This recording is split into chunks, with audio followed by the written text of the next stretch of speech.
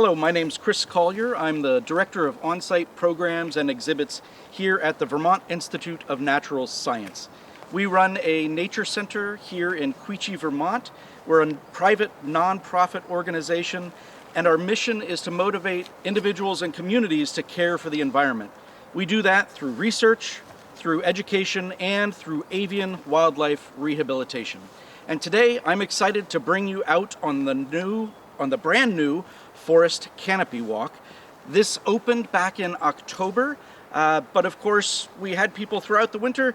Now we're just looking forward to getting people back out this summer.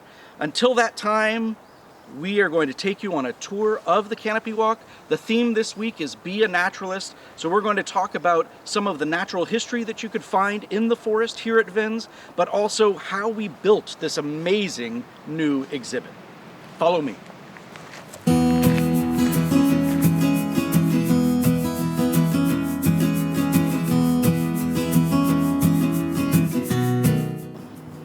So here at the VINS Nature Center we have 47 acres.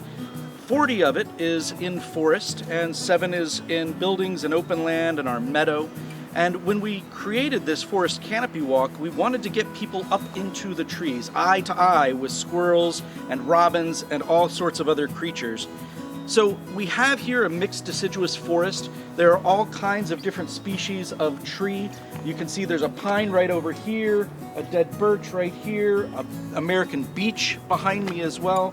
There's a great diversity of trees in this area, and we wove the Canopy Walk through those trees. So as we go through this tour, you'll see that the Canopy Walk moves through all of the trees, winding its way in a giant circle.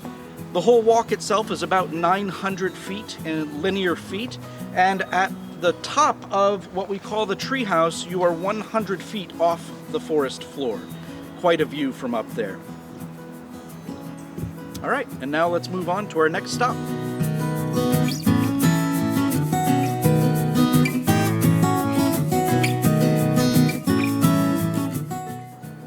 So one of the great aspects that we have here at VINS, being in the forest, is that our land slopes down to the backwater of the Ottaquechee River, which is the same river that goes through the gorge.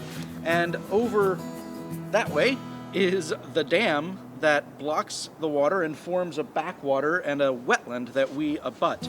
And one of the reasons we chose this site for the Forest Canopy Walk is because it slopes, and that allowed us to just basically go straight out with our walkway, which keeps it ADA accessible, which is wonderful. So if you use a wheelchair or any mobility device, if you're a parent with a stroller, you can get right out here on the walkway. There's only one elevation gain and it's very minimal.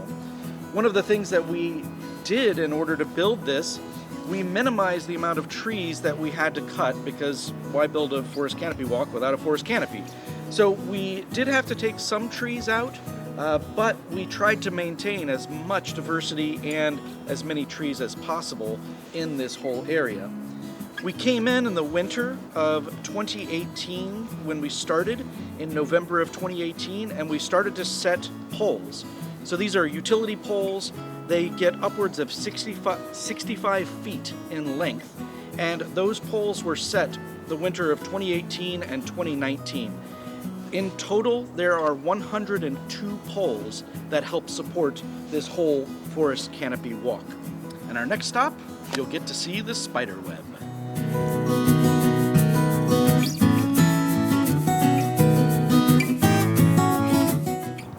So right here we have our giant spiderweb. It's about 20 feet in diameter from one side to the other, and right now I'm suspended 43 feet above the forest floor. So looking down through the webbing and the cargo net, I have nothing but air until you get down to the forest floor. Some people don't like it, some people absolutely love it. Most kids get an absolute thrill out of it, and my kids just the other day were out here with me playing spider and fly, trying to catch each other, playing in this giant web. This net is made of polyethylene. It's a kind of a magical substance in a way, and basically one strand of this rope, this white rope, can hold 27,000 pounds. which is essentially the equivalent of 2 African bull elephants. So if we had a couple elephants here, we could put them into the net, no problem, it would hold them just fine. The other thing we have over here is our owl's nest, and you can see atop the pole in the owl's nest we have a giant great horned owl sculpture, which we'll talk a little bit more about some of the artists that we worked with for this project, but that owl sculpture is made by Wendy Klimperer. Our next stop will be talking about the artwork that was created for the Forest Canopy Walk.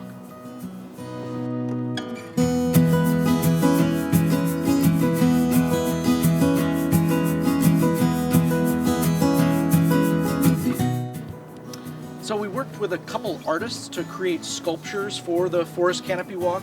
One of them, a fellow named Herb Ferris, is right here outside of Windsor, Vermont, and the other is a woman named Wendy Klimperer, and she's out of Brooklyn, New York, and also has a place in New Hampshire.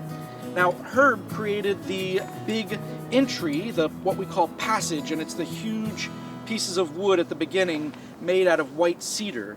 And that was meant to basically take people from the ordinary onto or into the extraordinary.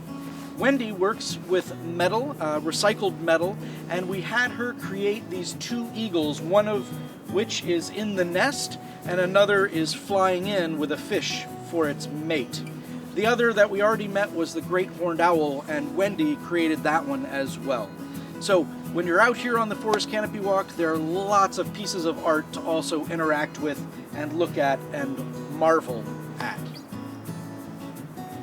All right, our next stop is going to be the Founders Platform.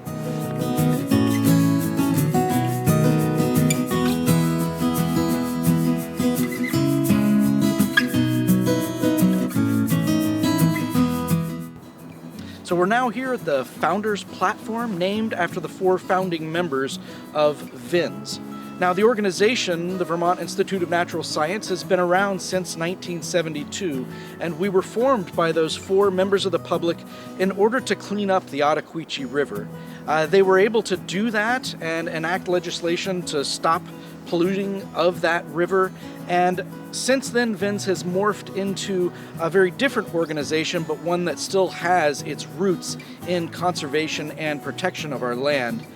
One of the amazing things right here is that we have the river that we're looking at right here. And that, to me, is a beautiful thing. We've owned this property here in Quechee since 2004, and a lot of people will walk down to the river, but now with the Forest Canopy Walk, so many more people come and interact with this river. And one of the beautiful aspects, natural history-wise, of this spot is that we are at what's called an ecotone.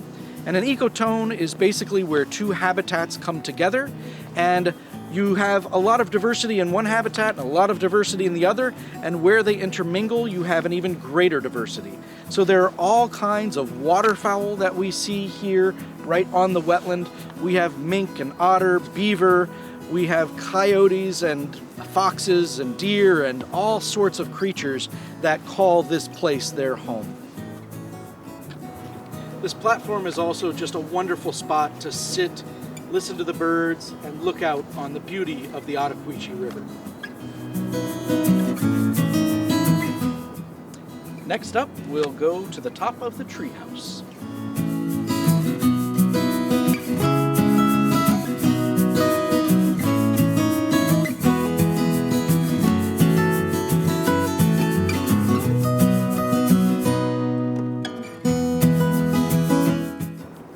So we're almost at the very top of the treehouse, and if you look out, we can see a little bit of the river, the Ottaquechee River, and then beyond that is what's called Dewey's Pond. And having both of these waterways, along with the blooming red maples and all the other trees that are about to burst with color and leaves, it's a wonderful spot to sit here and look out over this whole area. In fact, we've seen all kinds of waterfowl like geese and ducks, mergansers. We had a bald eagle fly in and land on one of the trees right here off the Canopy Walk. And today, for the first time that I've seen this year, we have tree swallows back. And they are just on the wing catching insects, flying around in a beautiful fashion. So this area looking out here, we have a wonderful landscape. Most of the land that you see behind this is the Quechee Lakes Association land, so it's not likely to be developed in any major way, and that makes for a great viewscape for the Forest Canopy Walk. So this is one of the interpretive panels that we have that go throughout the Forest Canopy Walk. We worked with a designer out of Shelburne, Vermont named Maya, who helped basically take what we wanted and put it into a graphically beautiful display. The big interpretive panels basically go over larger concepts about forest ecology and why we as humans should help conserve forested landscapes. We also have smaller interpretive panels that are more species specific, and then we also have interactives that you will be able to move things, touch things, manipulate, and some of those will be guided with docents and staff. So when you come out onto the Forest Canopy Walk, not only is it an amazing experience to be 50 plus feet off the forest floor, but it's also something that you will have education throughout the whole walk and walk away with more knowledge than what you came in with. I hope that y'all have enjoyed going out on a tour of the Forest Canopy Walk here at the Vermont Institute of Natural Science. We are so looking forward to welcoming people back to our nature center once things are safe. Until then, I encourage all of you to get out to a forest, a field, a wetland, a lake, whatever natural place is your favorite. Get out there to investigate all the wonders of spring. Also, tune in on Friday as we have a iNaturalist tutorial that will teach you how to use that app, as well as a story at 3 o'clock around a campfire. Until then, we hope that you have a wonderful day, and thank you so much for observing this tour.